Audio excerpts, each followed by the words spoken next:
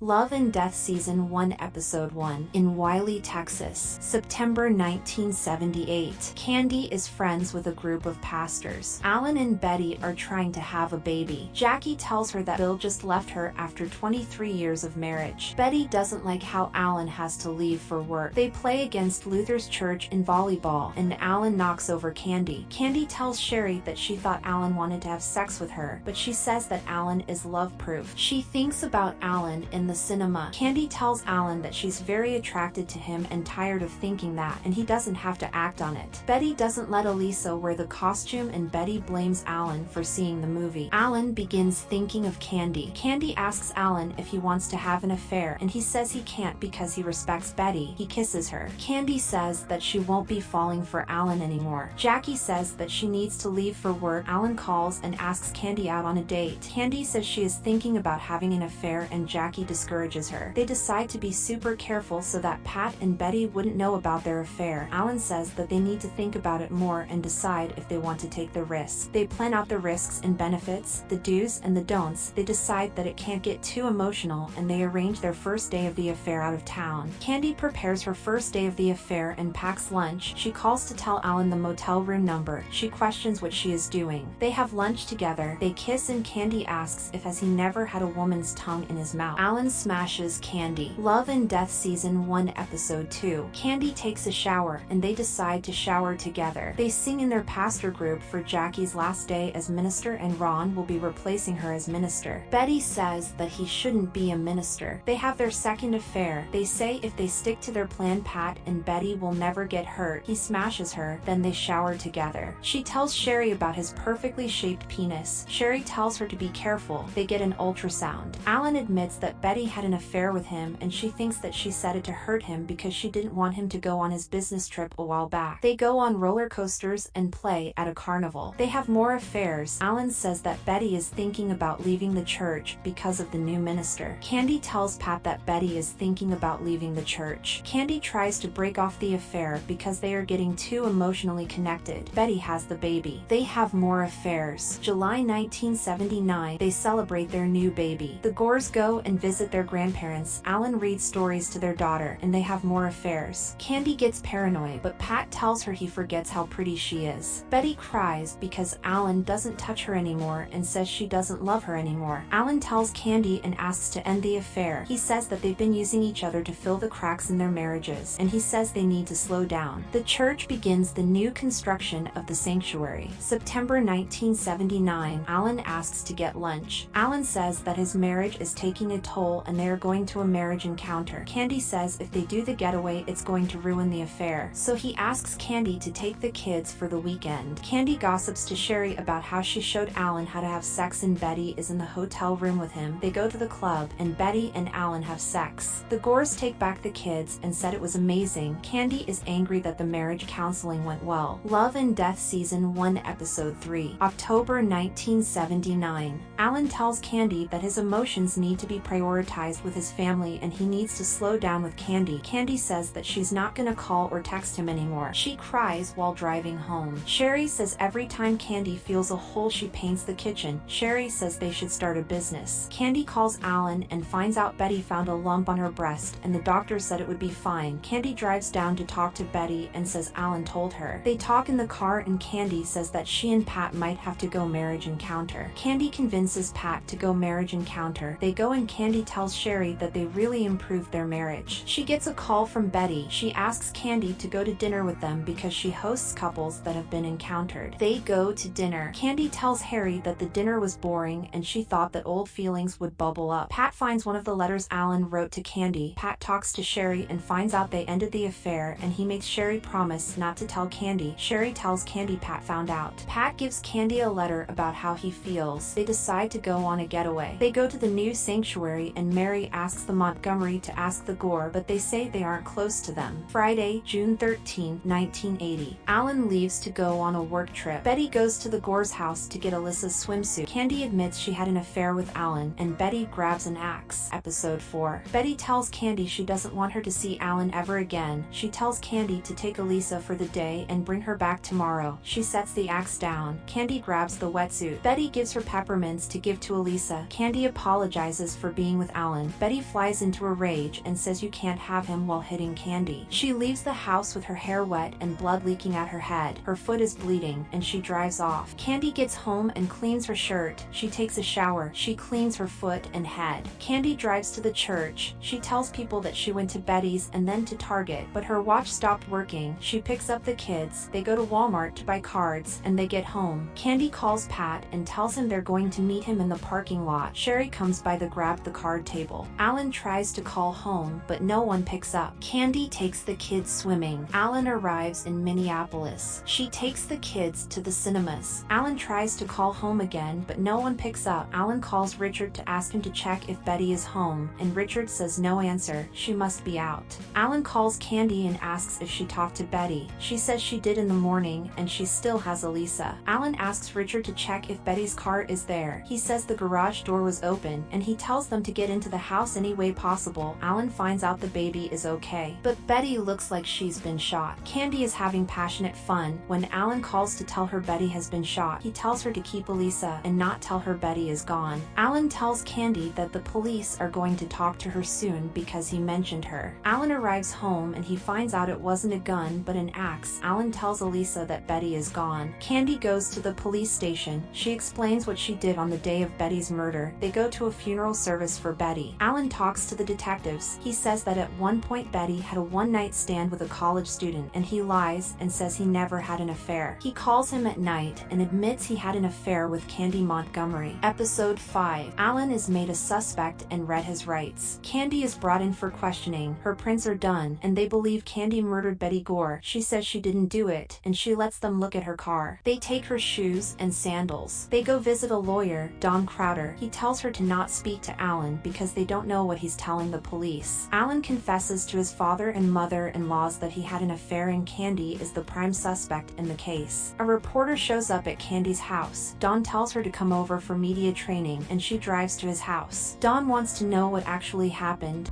I did it. And she is told to not tell anyone that she committed the murder and that they need a real criminal attorney, but she wants Don. They issue a warrant to arrest Candy, and Don tells her to get to his office and they will surrender. They try to stall to get the bond, but the district judge wants Candy in custody. Pissing off a district judge, not what we need. You go and I'll stay here and lock down the bond, fat fuck. Robert drives Candy to the station. She is arrested and taken to jail. She is stripped and made to shower. Don tells Pat that they refused the bond because it was out of state. Alan imagines what happened there on the day. Elaine gives him food. Candy is released in the morning. Don tells the news that it had to be a man and Candy didn't do it. Candy isn't allowed to talk to Pat about the strategy they are going to use. She feels bad because everybody is deteriorating because of the events. Don tells Ron the pastor to convince the church that Candy couldn't have done the murder of Betty Gore. 2 weeks later, Judge doesn't let the lawyers talk to the media. Judge Ryan doesn't think Don is qualified. He denies the chance to change venues. Pat is getting frustrated that Candy won't tell him about what is happening. Don takes Candy to a psychiatrist. She is to explain exactly what happened in the utility room with Betty Gore. She starts screaming,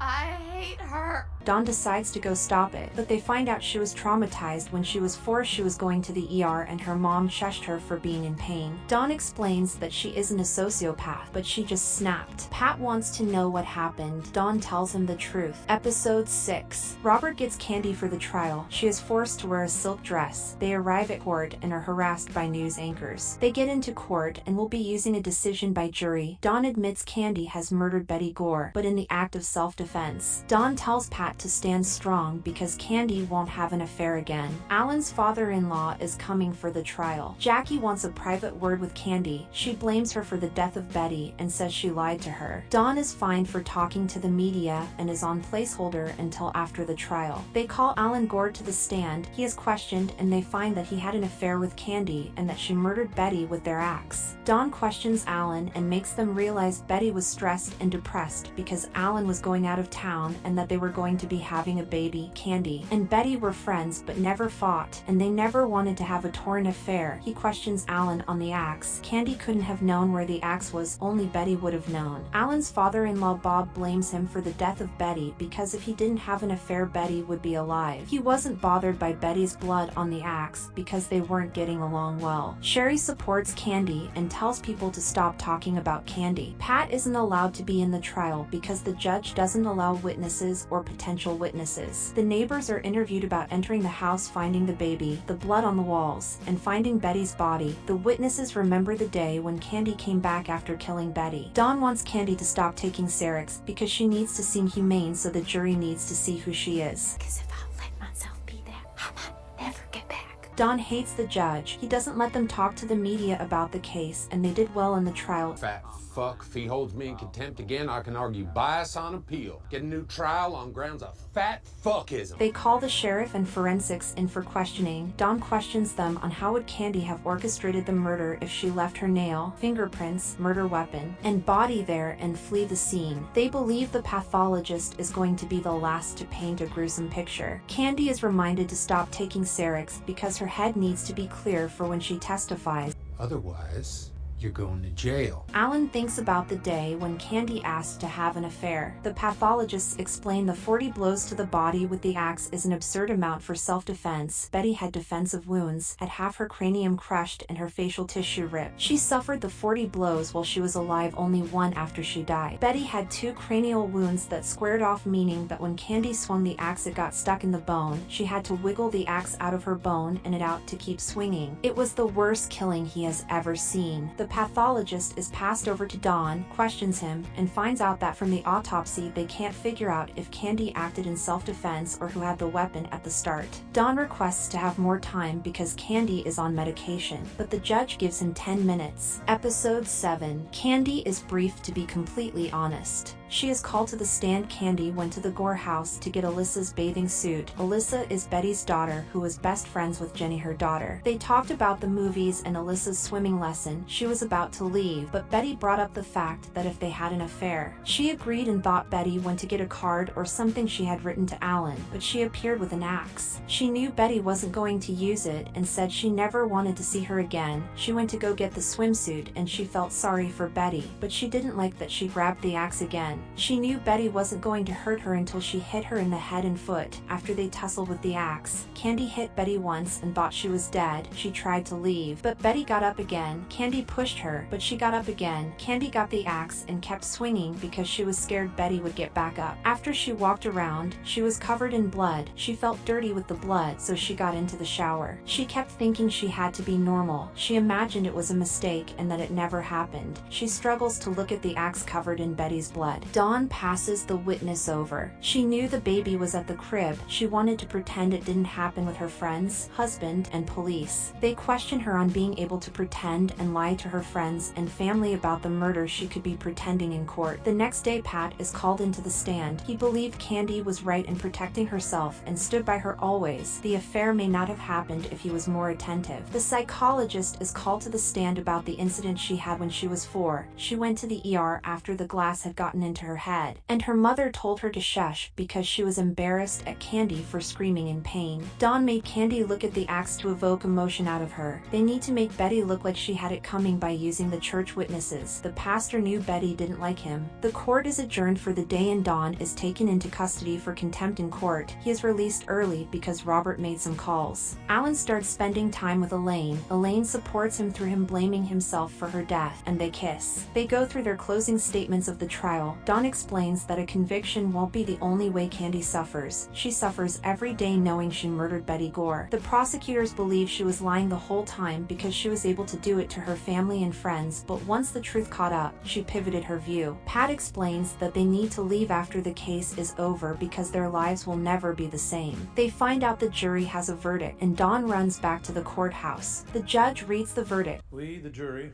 find the defendant not guilty. They cry and go to the car. 8 days later, they pack to move to Georgia, but they say goodbye to Sherry. Candy stops by the Gore's residence. Candy apologizes to Alan for everything that happened. I wish you a good life, Alan. Yeah, I wish you a good life too. Thank you for watching. Consider subscribing.